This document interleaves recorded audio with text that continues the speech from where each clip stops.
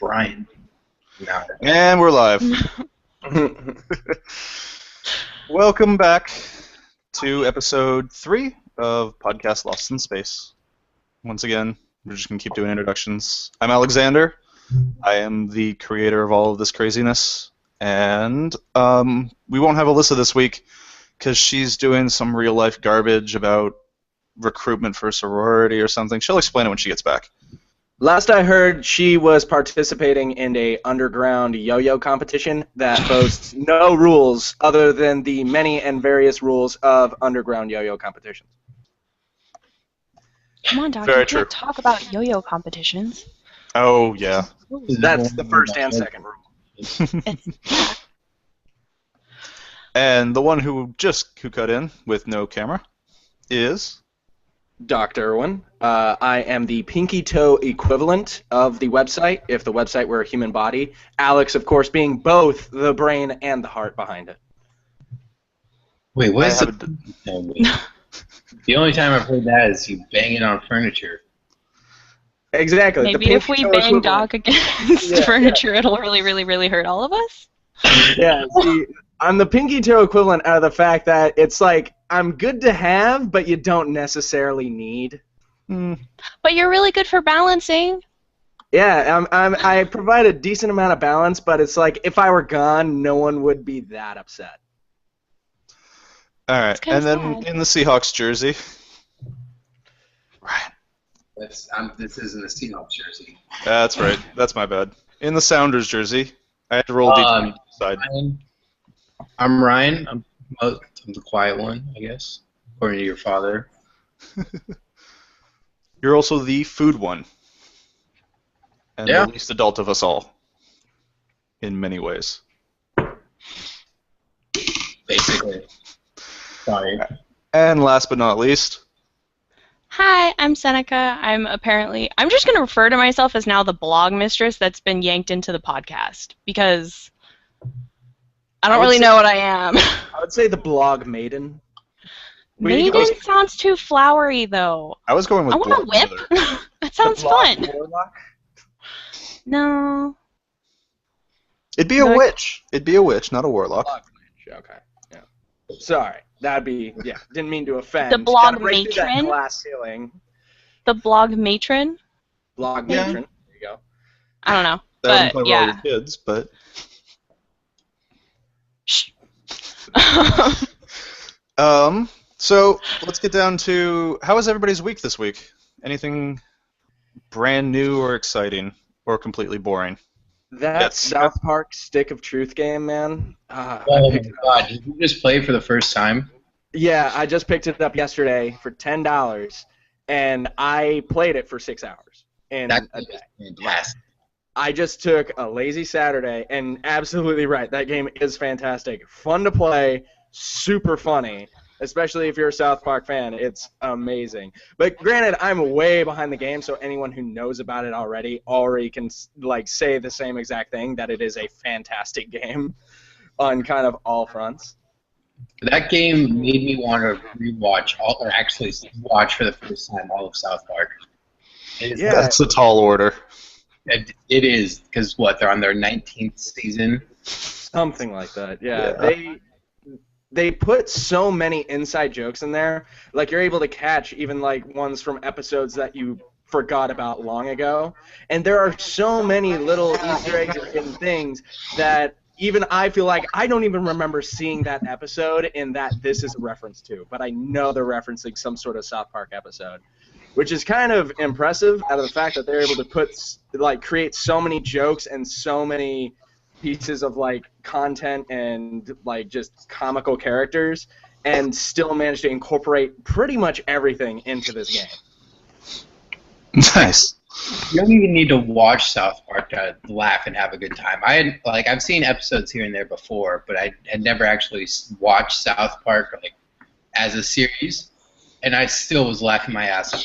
I will say, you have to know you like the South Park humor to enjoy it. As somebody who doesn't really like South Park humor, I've dabbled in that game a little bit, and there are parts of it that are funny, especially when they start making fun of role-playing tropes and all that kind of stuff, because they've gotten really good at making really sharp commentary on not just normal culture, but geek culture as it interacts.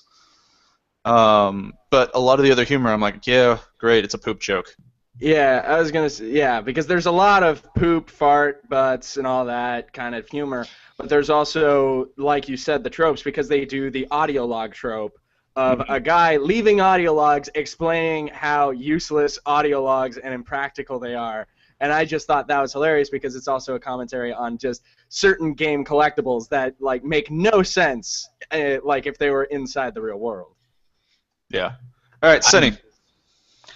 I might start my job this upcoming Wednesday, and I'm really excited about it. And I got a new game, but you guys probably don't care about it because it's kind of girly. No. Well, so I got the.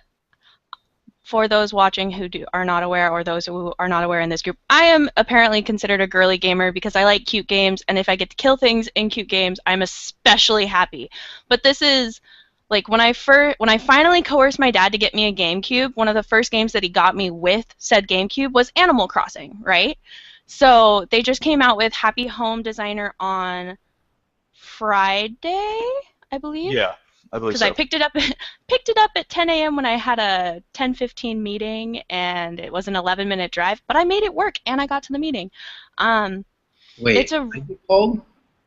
Happy Home Designer Animal Crossing. Animal Crossing Happy Home Designer. Okay, so it is an Animal Crossing spin-off. Yeah, Like, it's an Animal Crossing spin-off. An interior decorating game? It is actually an interior decorating game for Animal Crossing.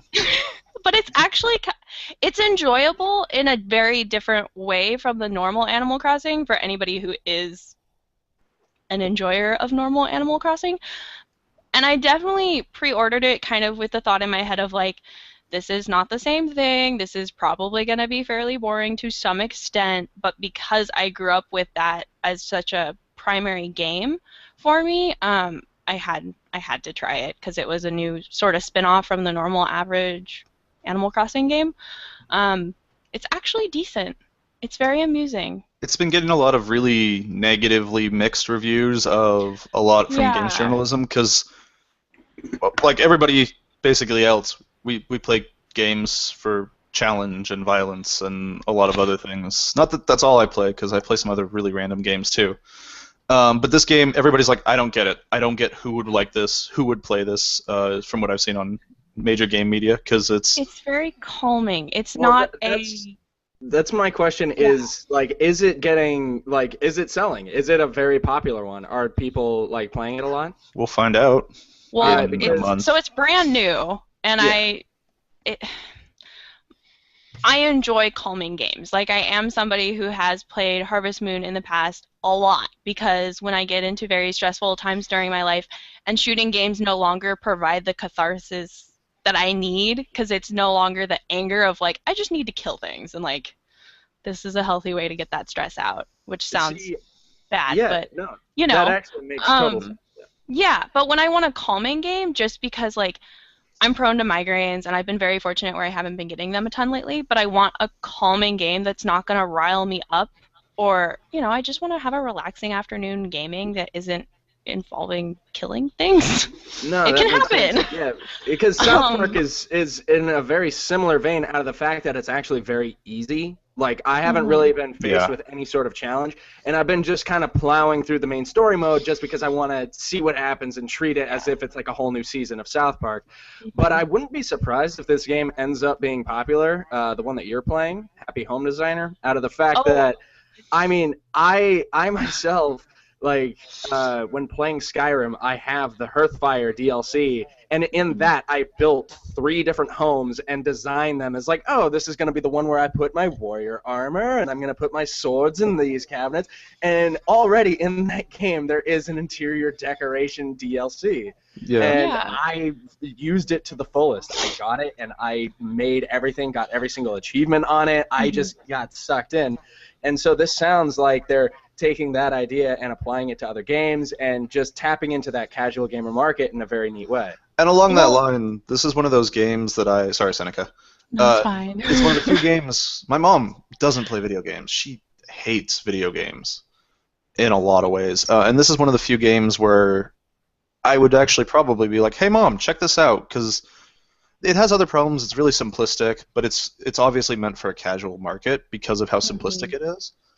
But my mom is an interior designer. She would love this game. And I'm actually going to take advantage of this to move us to something I did this week, or I did in the last week, which is I got myself a Gear VR. Nice. They were on sale during PAX weekend for $100, and so I have no impulse control, and I bought myself a VR headset because I've got the phone that works with it. I've got the S6, so and it was either last week I got actually before the podcast even of last week, but we didn't have time to talk about it. I got the advantage. I took it up with me when I went to visit my parents, and my phone actually had battery life. And so I put my parents. For anybody who doesn't know, this is the cheapest version of virtual reality headsets you can get. It's also Google Cardboard. Google Cardboard too, but Google Cardboard doesn't count. Nobody actually considers it a proper VR headset, except for you. It's one of the cheapest. It's designed to use a phone instead of a powerful computer, which means it has a lot of limitations. But it's, on as it stands, it's kind of its own fun little thing. And like I said, I have bad impulse control, and I wanted a VR headset. But last weekend, I got the opportunity to put my parents into VR headsets, into this thing. And I downloaded, there's a Jurassic World little experience where you have whatever that really long-necked dinosaur is. Brachiosaurus. Oh. Yeah, that thing. Although it started with a P. What's a Stegosaurus? Brachiosaurus. It's not a Stegosaurus. Stegosauruses are completely The different. silent P. I don't know what a Stegosaurus Alexander. Just like Regardless. the pterodactyl. You're sitting there and you're observing this long-necked dinosaur from the new Jurassic Park movie, and it wakes up and it's moving around and it's doing all the things a VR demo does. You can't move around because I don't have a Bluetooth controller, and the whole experiences are designed for people. There's a little touchpad right here, and so you have to kind of be able to control everything with this little touchpad.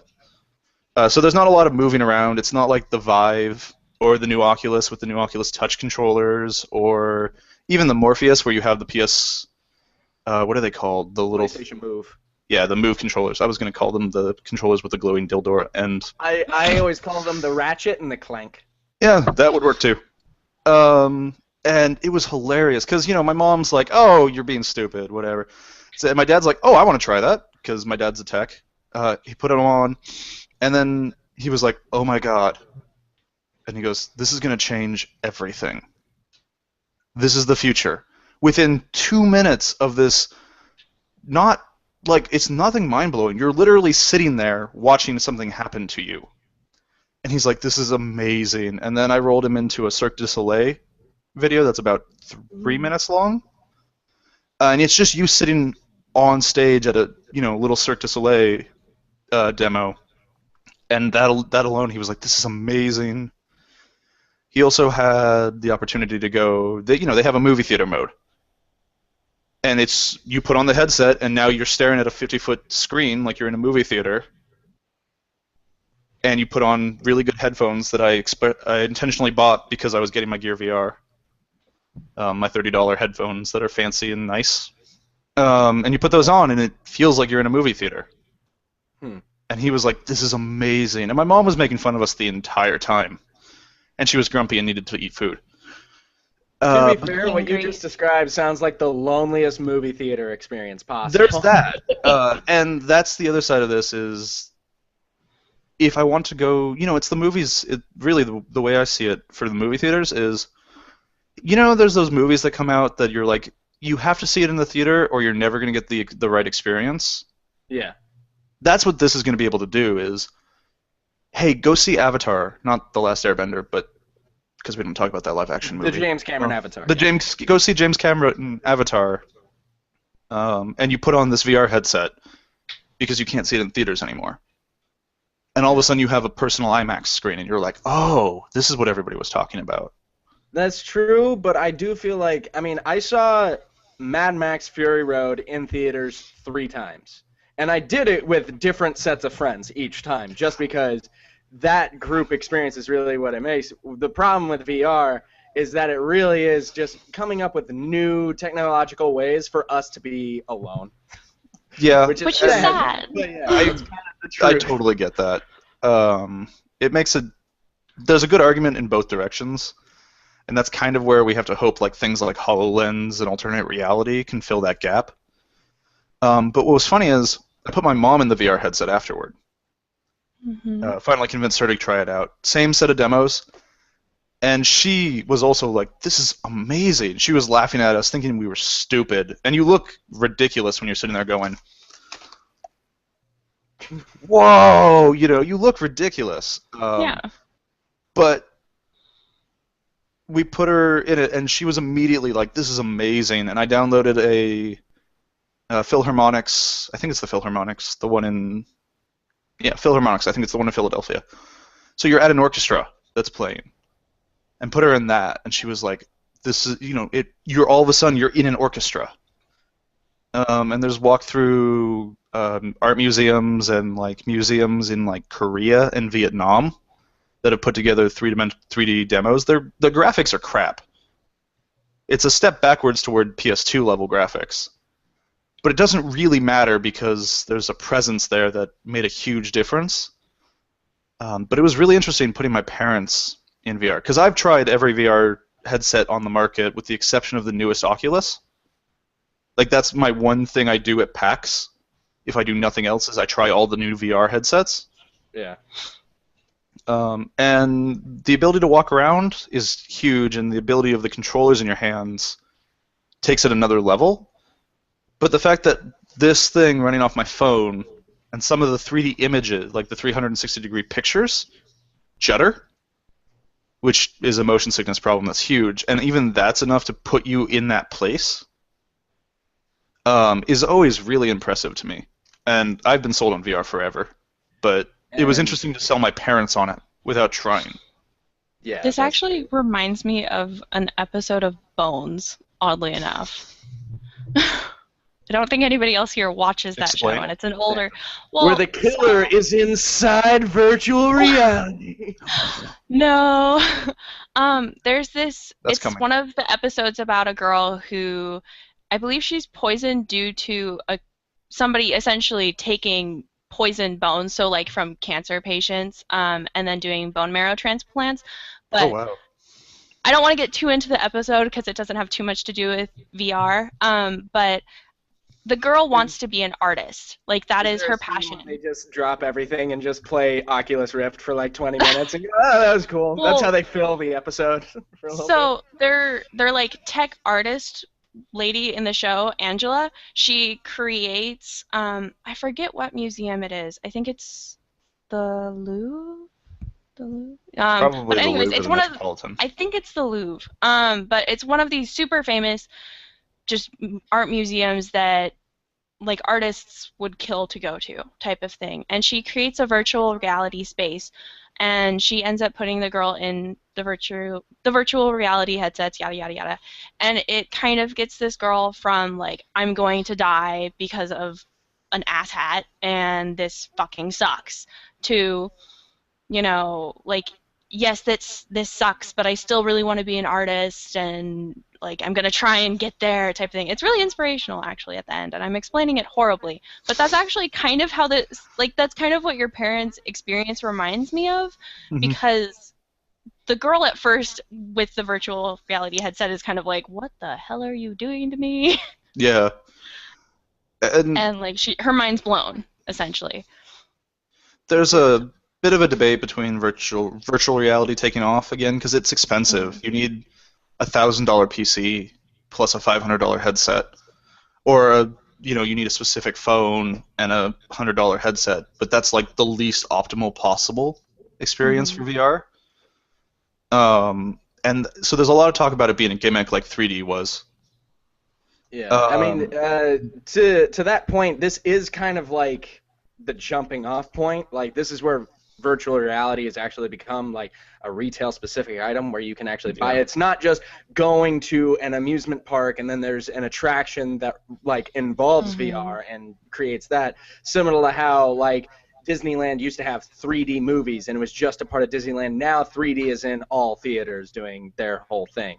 And granted, 3D is a gimmick, but they didn't find a proper way to kind of retail it to where no one really cared of whether or not they had 3D in their own room. Yeah. Whereas virtual reality, that all revolves around having your own personal VR headset and your own personal experience and everything like that.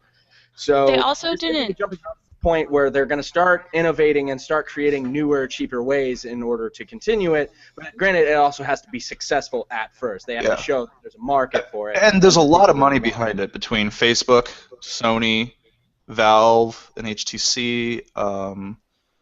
There's a huge amount of money behind it, and all three of the big players, Valve and HTC are partnered, Facebook owns Oculus, and Sony is doing their own thing, are really interestingly cognizant of the fact that if we make this a format war, like, HD versus Blu-ray, we're going to kill the market. If we make this you have to own a specific headset for a specific game, we're going to kill the market. If we make it so that one headset is cheaper but crap, it's going to kill the market. And so there's been this really interesting in all these interviews coming up about it, almost unprecedented level of we need to all work together because we know that if we don't, we've screwed this whole thing up.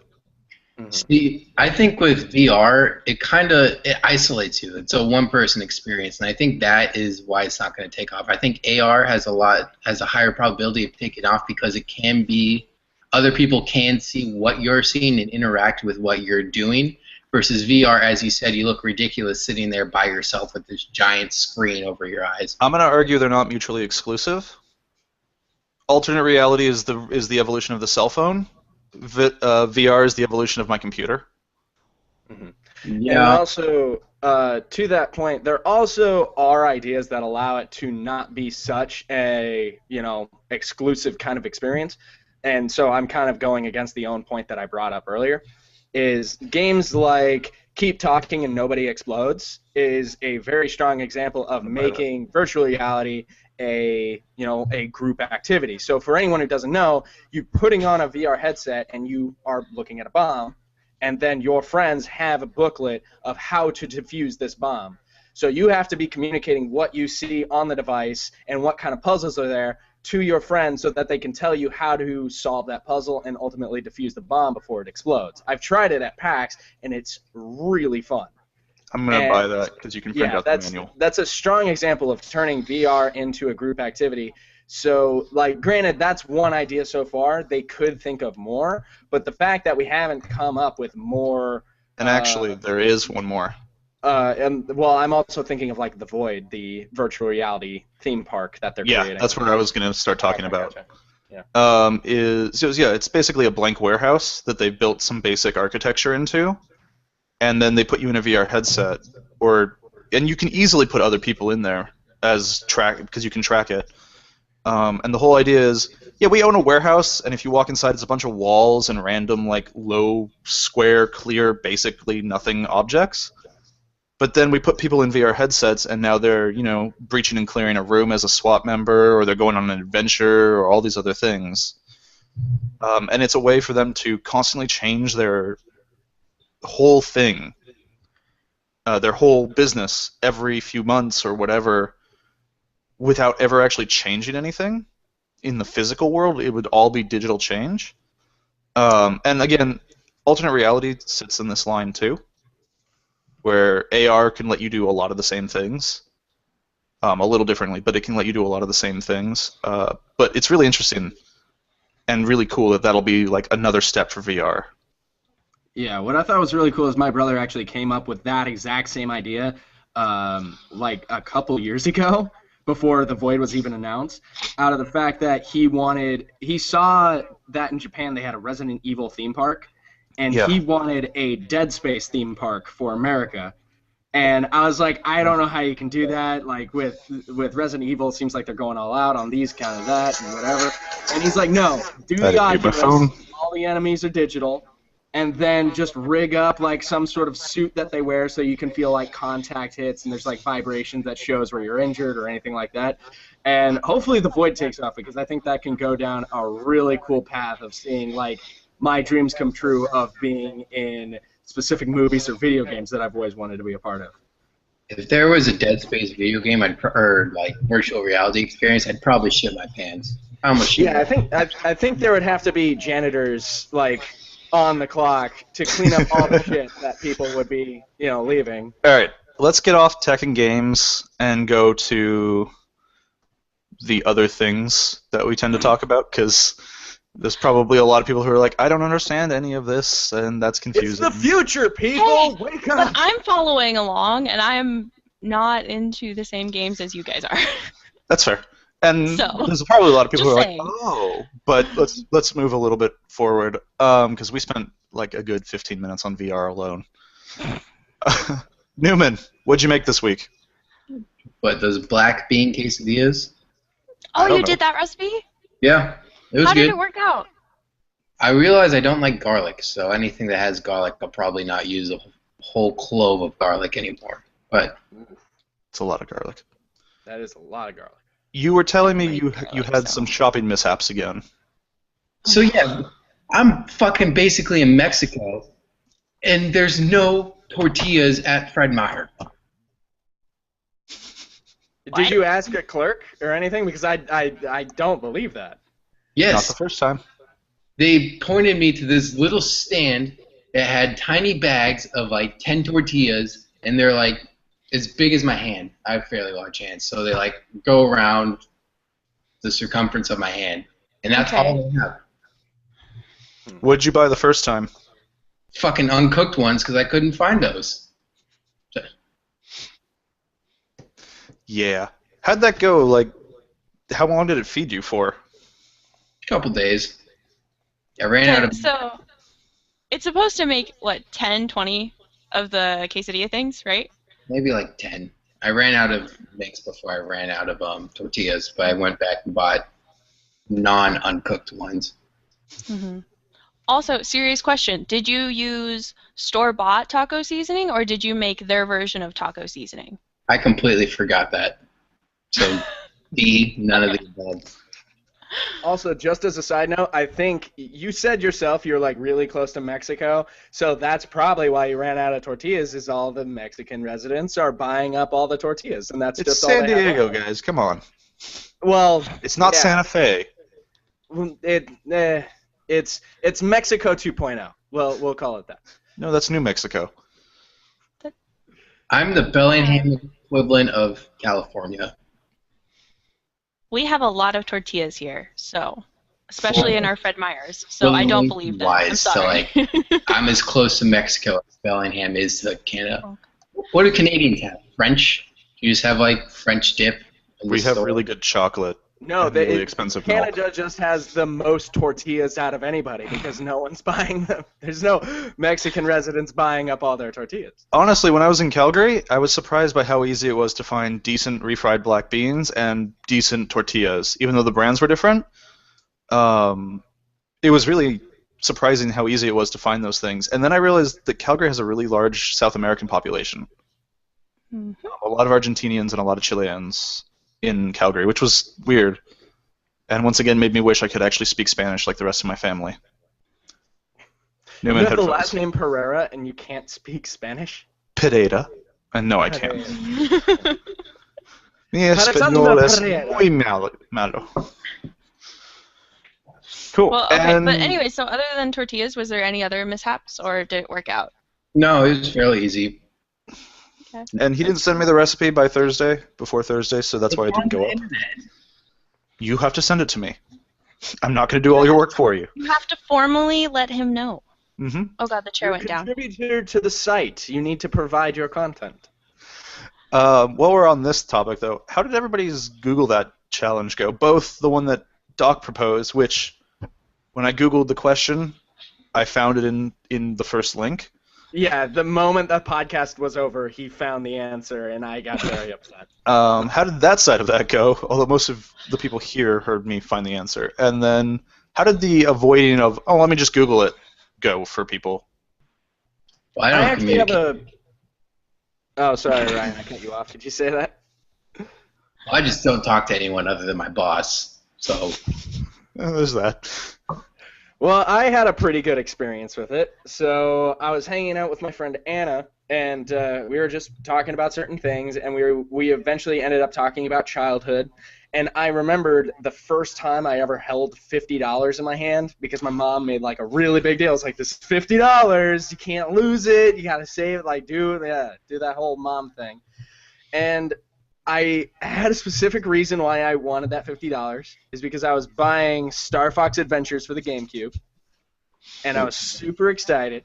And then I was like, man, when was it when I first how old was I when I held my first $50? So I was about to Google it, and I was like, nope, we are going to sit here and talk and think about when the GameCube was released, as well as when the game was released, and decipher how old I was. And so we kind of did this whole backtracking. It was like, oh, the GameCube, I believe, was released in 2001, and then the game was released in 2002, and it was around September. So at that time, I wouldn't have turned because my birthday's in December. So, and then we ended up being only off by 1 year. I think it came out in like 2002, and Really? and the GameCube came out in 2001. So I actually got my first $50 when I was 9. Yeah, 9, 2002. I similarly, right after we finish the podcast, I always run. Well, I actually am not running this, and I'm kind of glad. But we always do game night here, and we're doing the Dragon Age RPG. But we have like we're doing it early in the day because we can. But that gives us like 7 hours of RPG time, which is too much for just about anybody. And so we had kind of finished up, and we were just hanging out and talking. And it was a similar. I don't remember what it was anymore. But it came up, and I was like, oh yeah, nope, I'm going to put that away, and we're going to talk about it for a second. And that conversation ran off as well. But it was that thing of I had the phone in my hand, and I turned it on, looked at it, went, no, wait, and put it away. And we kind of had to do, it was a movie thing again, where we had to just kind of follow the line down the movies. Sunny? So apparently in the group, I'm one of the rare people who doesn't automatically Google things. And so this was like this challenge was not a challenge for me. It was actually more irritating because I would be like, I feel like I'm supposed to Google things, but I'm not. Well, no, because part of my brain, because of the challenge, would be like, oh, you should Google something. Because that's what I normally don't do. Encyclopedia brain, being able to know stuff. Well, no, it's not that I know stuff. It's that I like talking to people. So it's not a hassle. But so because of the challenge part, for some reason, because I normally don't Google things, it was like, I should Google this. And then I'd be like, wait, no, that's actually, no, I'm just supposed to do what I normally do. So, it was normal for me. I had fun. I cooked a couple recipes this week without Googling stuff, which was interesting. So that's how I challenged myself, I guess. Yeah, stuff came out good. Yeah, no, I actually did something similar along those lines. Is when I visit my friend Anna, I always drive. She lives in Renton, and we always meet like once a month, once every month and a half, have a movie night, hang out, and talk. And just recently, this was the first time I tried driving back without using my GPS. And Nice. so at this point, I was just like, oh yeah, no, I should know the path by this point. I don't need a GPS in order to get myself out of here. And so I was actually able to, leave my phone off to the side, not press with anything, and just, make my way home. And I figured if I took a wrong turn, then it just becomes a spontaneous adventure and say, all right, let's get home alive today. Which, honestly, I feel like is a better way to drive than with a phone in your hand. Because, I mean... It's on my lap. What are you talking about? For me, I put it on my hand, lap, whatever. But, just in general, it's probably safer to drive without a cell phone, especially after all the things that I've read about them, even if it is Google Maps. But I'm really bad about doing that. Oh no, you take a wrong turn and you end up somewhere fun and new. I'm really bad about following the law. All right, phones. look, I live in Seattle, so somewhere new isn't exactly always fun. I can turn a corner and be like, oh no. I mean, this is true, but still. I live You know down. what I mean, though? Like, it...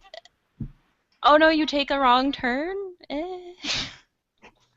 See, It's I just not try a to giant teach myself to using the GPS the first 3 times while going to a new place. Like, for example, work, I use it to get there and back the first 3 times. I'm like, all right, I should know it by this point, and trying to limit my cell phone usage while driving. Mm-hmm. I still use it all the time, but it's not from Google Maps. But that's a different story. But yeah, I just like first 3 times. After that, I should have it down or a good gist of where I'm going to be like, okay, I can just go around the block here, and then I'm right back where I Yeah, a lot like you. I'm lucky because usually if I've been to a location once, especially if I drove or I walked there, I can get back there without any problems.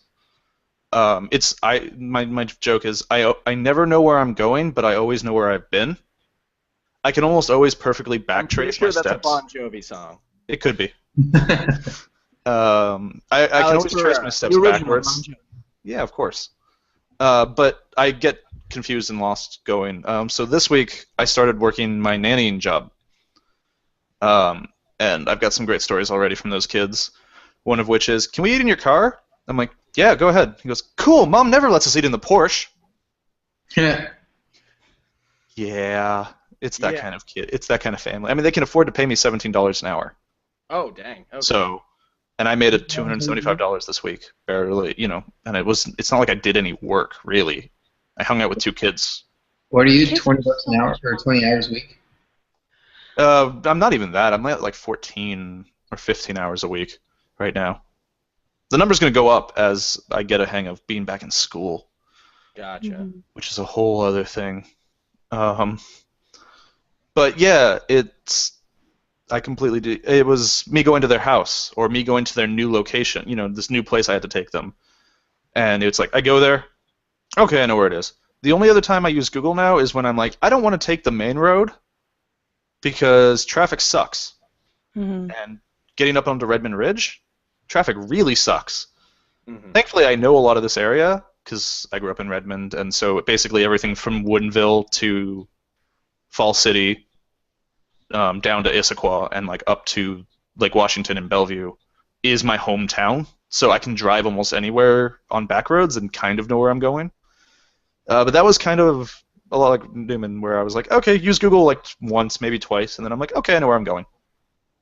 And then just kind of don't use Google, or don't use my phone for Google anymore, and still irresponsibly do other things that I really shouldn't be doing.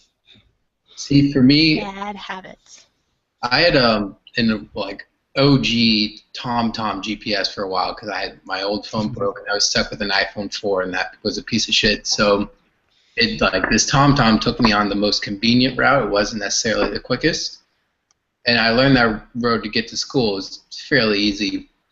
But then I got my phone and I like typed into something that was actually ended up being close to work anyways, and it took me through the city, and it ended up being like 5 minutes faster. But I'm like, this is going through downtown, and all of a sudden I just pop out of nowhere. I'm going to stick, even though it's like 5 minutes slower, I'm going to stick with the easier route just because I know it and I don't want to relearn something and get confused. I will say, though, Google is a godsend when you're trying to find something in a city. Oh, yeah, for sure. It's gotten so good, and now it's integrated with public transportation, like One Bus Away here in the in Seattle area, which is the app that is real-time updates for buses. They integrated with Google, or whatever the system that they use, Google integrated with as well. So you get real-time bus updates with Google, not just here's the schedule. It's here's when the bus is going to be here. And I've been busing to Bellevue College because I don't want to deal with parking. And I walk 5 minutes that way, get on a bus, one exit, and then I'm at BC. Although when it starts raining, we'll see how much I keep doing that when fall actually gets here. But like all these little things that Google does where I'm like, okay, navigate to Bellevue College, and I'm like, I know how to get there, but when's the bus going to be here? Oh, hey, there's a faster bus over there. Okay, grab that faster bus. Things like that. None of that is to bash, like none of what we've said. Google's amazing, and Google Maps is amazing. Google is very useful. I would be sad if suddenly it went poof out of my life forever, but I also don't feel the need to constantly use it because. Well, some of my favorite memories from way back when I actually had a girlfriend were going south. I'm helping them move their stuff from a storage locker. She goes, "Take this exit." Take the exit. We get about 30 minutes down, and we're out down by Burien. Mm-hmm. And out into the eastern side. So we're headed out. Actually, I've been there. We're headed out toward Enumclaw or something, and we're trying to get down south of Emerald Downs instead. And so we're completely off course. And about 30 or 40 minutes later, we realize that we're off course. Mm-hmm. Because I'm like, we're headed east. How did this happen? But we'd been talking the entire time. It was fun, and then it took us another 10 minutes to find somewhere to turn around because we were out. And that's also when you realize that in the Seattle area, you go about 30 minutes the wrong direction, you are in the middle of nowhere. You get outside the little clustered area around the Sound, and there's nothing all of a sudden. You're like, oh. Well, unless you're trying to go out to the middle of nowhere and go the other way, then you're in everywhere. Well, yeah. Thank you for that sage wisdom. See, I love Google, and I rely off of Google so much, and it's like, my whole thing is, someone is going to have all your information. Net security. That's a whole other thing. With how much data we put on the internet, someone somewhere is going to have all your information. So I'd rather have all this information be stored in one place, under one service, where they can tailor different parts of my life to give me new stuff that I may not know. So say I was Googling WebMD symptoms, and they detected I was at the doctor, they could take those two things and say, here's how to get this pill that might tailor to you, to what you want. If you don't need it... so you can solve those penis problems that you're having. Micro penis. Oh, God. But it's I just got an Amazon local email, which sends you coupons and stuff for wherever you... For a steam cleaning carpet for 3 or 6 rooms, 2-day parking at SeaTac, garage door tune-up, and then there's 60-minute acupuncture. And the most bizarre thing, none of that's tailored to me. The most bizarre thing is there's 10 jiu-jitsu courses, which is more or less tailored to me, to Miller's Martial Arts Academy, which is where I got my black belt. There's a picture of my instructor here. That was one of the weirdest moments I've had. And I just pulled it up because to kind of prove the point of it's tailored to me, but also my Google search history and my Amazon search history are garbage because I constantly am looking things up. And I was like, it's not tailored to me. And then here's my old instructor staring at me in this email, and that's just weird. It's a really good price, though. So come on down, try your 10 jiu-jitsu classes. Alex is making a plug for his old martial arts. Right? Sponsor, I wish. This week's sponsor is Jiu-Jitsu. All right, we've just broken over 40 minutes, so on none of the topics that we had listed for the week. Yeah. I guess we'll save some of the other ones. Doc, what is Selfies versus Sharks and Good Burger Reunion? Okay, so I wanted to bring up the Selfies versus Sharks thing because I've saw a lot of articles online talking about how the death toll for this year for selfies is greater than the death toll for sharks. And so a lot of people started saying that selfies were more dangerous than sharks, and which is not necessarily true. I just think that humans could be outsmarted by sharks in certain cases. The fact that we are too stupid to realize that we shouldn't be taking pictures in dangerous areas. And I think this one, granted, sounded more like an accident than anything. Someone was doing a selfie at the Taj Mahal, and I believe he tripped and fell down the stairs, and it ended up being a fatal thing, which is a tragic scenario for him and his family. But I mean, at a certain point, there are certain people that are doing these selfies in very dangerous scenarios where they really shouldn't be. It's not really worth it either. It's just a picture of you doing this. You could have a friend do it while you do the dangerous activity, but why limit yourself by focusing your vision towards your phone as well as doing something one-handed like that? Can we just say how embarrassing it would be dying by falling down stairs? That'd suck. It happens to a lot of people, That's how I fractured actually. my finger, and I fell upstairs. So I've. That's how my yeah. mom messed up her her entire right All side. right, so let's change it. It's stairs versus sharks. Stairs are more dangerous than sharks. It Well, probably. the that's reason why I fell upstairs was because I stepped on, those little like cat toy mouse things. I stepped on one of those, and it was just the right like rolling under my foot, and it Okay. I yeah. blame my cat. All right. But We I don't have fractured enough- my finger, so that was fun. We don't have enough time for the whole selfie culture debate. That's fine. Yeah, that one, because that one, just the way people were talking about it, of selfies being more dangerous than sharks, I just thought it was a really stupid way of saying it. Although the selfie culture is a pretty good one to say for next week, so we're going to do that. As There's well a as the lot about linguistic selfie culture. of texts. That was another one. And then the other thing that I want to talk about was the Good Burger reunion. I don't know if any of you guys saw this, but they actually did a Good Burger reunion on Jimmy Fallon earlier this week. So we got to see Kel Mitchell and Kenan Thompson from Good Burger from the show All That from the 90s. Like a deep throwback. And yes, Alex, you're waving your hand like a maniacal monster. I don't know what any of this is. You don't? How do you See, not? no, this proves my point. This proves my point. This is why I wanted to bring it up. Is Good Burger is such a niche knowledge. I loved it when I was a kid. I was watching All That and the Good Burger movie and all this, and they specifically brought this reunion in to Jimmy Fallon to bring in a younger audience. I would classify us as the younger audience, but obviously there's only one person out of this group of people that actually knows what Good Burger is. I know what Good Burger is. Oh, thank you, Ryan. Thank Okay, you. so half. Yeah. Yeah, so half of this group, being the younger audience, only knows what Good Burger is, and yet this is something that they're bringing in order to draw a bigger audience. And it really guys- didn't make any sense to me where it's like, oh, we need to tap the Good Burger market for Jimmy Fallon. We really need to find that niche group. But if it's a niche group that is regularly watching Jimmy Fallon, because like there's the difference between the overall group that is potential watchers and potential viewers versus the people that are regularly watching, because the people that are regularly watching could be like a pretty large percentage of just like, they already know about Good Burger. Yeah, and see, and that's just it. If I were to show you guys this sketch that they did, you wouldn't think it's funny at all. They're really grasping at nostalgia in order to, create their entertainment for the day, rather than creating something new that has humor that appeals to the younger market. They're just grabbing these old identities and saying, remember these? Remember these jokes that they did? That's funny, right? And so that was kind of just what I wanted to talk about, out of the fact that it just made no sense to me as to why that was their specific get. Like, why Good Burger specifically? Why the audience of people who knows that? How does this appeal to Jimmy Fallon fans in any way? Probably Cool. because they did polls.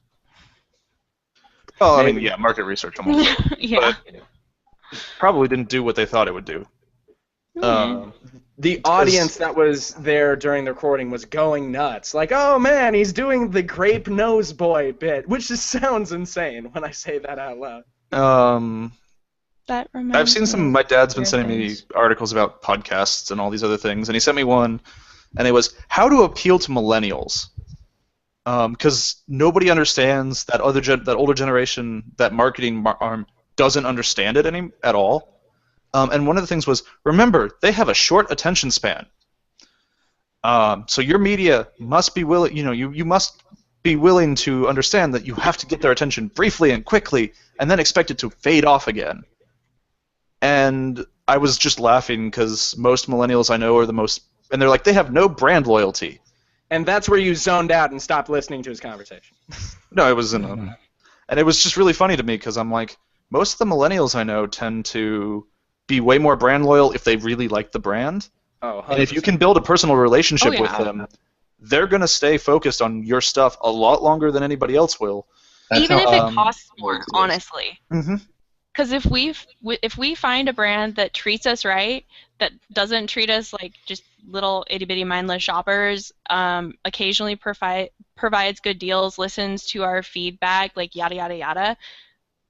I have purchased things, I'm not even kidding, that were probably twice as expensive as I could have purchased them for, because I liked a brand and I was like, well, yeah, I'm paying more. Yeah, or But it's they the thing actually like listen to the consumer. They're actually listening to what somebody like me who is buying one thing has to say. yeah. That's Apple's whole selling plan. They're more expensive. They come out with a brand new one each year, but you always need to have the new one. I think Yeah. that's Basically. bullshit. Even Microsoft has the branding idea of one Microsoft, where it's like if you have a Microsoft product, you're more inclined to get all the other Microsoft stuff. So if you have a Windows operating system, you're going to want to use OneDrive, and you're going to want to get a Windows phone because everything syncs up and it's all one. Isn't that convenient? You should be a part of this brand. That's how Microsoft does it. But yeah, there's been some interesting appeals toward getting the millennial crowd that has been weird. But we are at almost 50 minutes now, which is Okay. like 15 minutes longer than our last one and about on par with our first one. So we're going to start wrapping it up. Same thing as last time, I guess. Where can people find your stuffs if there's stuffs you want them to find? Doc? Follow me on Twitter at Doc Von Derwin, and add me on Facebook if you're interested. I post a lot of my content towards podcastlostinSpace.com. So if you stay to that website, you'll see a lot of what I write about. YouTube, D-Pad Derwin. Check out Mega Mormon. It's a movie that I created in high school. Very weird, very funny. Check it out. Ryan? I don't do anything. Nothing? All right. Add me. I don't know. Add me on Facebook, I guess. Twitter. Twitter's a better one. What's your Twitter? Ryan? What? Handle? Oh, sorry. Oh, you just froze out. Numinator29. Sani, anything? Well, start looking at the blog, podcastlostinSpace.org or com? .com. And sometime, I believe, in the next week, right? Yes. In the next week, we're going to start posting actual blog posts by people like me, Doc, Alexander, maybe Newman, I don't know. But the rest of us are really going to start posting, and we're going to have some more detailed stuff, I guess, because in these podcasts, we kind of overarch over a lot of topics in a fairly short amount of time, honestly, for the time that we could talk about them. Yeah. All right, and you can find anything related to Podcast Lost in Space. Twitter is Pliss Official, all caps, capital O, official, no spaces, no underscores. You can find us on Twitch at Pliss Official. You can find us, of course, at podcastlostinSpace.com. I remembered it this time, even though everybody else pitched it too. And you can find us on YouTube at capital T Pliss Official. And you'll find archives of these podcasts on YouTube. Maybe we're going to start doing other things. I've got some requests from other people who want to maybe try to do a vlog series or something. We'll see. But like Seneca was saying, we're finally into the first month of a normal blog schedule, which means the recipe going up Monday is going to be the recipe that Newman's going to do that week. He's going to make stew. The recipe... Or on Thursdays, you're going to see us with a blog post, and it's going to roll like that. Sundays are going to be the podcast. Saturdays may or may not be Twitch, me streaming a game on Twitch. I haven't decided, and I like to sleep, and Saturdays are my sleep day. And then you can find me at Redbeard on Twitter. I have a writer's page, Alexander, on Facebook. You can also find us, Podcast Lost in Space, on Facebook. Holy shit. Remember We're that in a lot of places. Yeah, we're kind of all over the place. fan thing? It's kicking in. All right, so thanks for watching, guys. Bye, people. All of this will be going up. Hopefully we'll have music this week. We'll see. Yes. See you, Space Cowboys. Bye.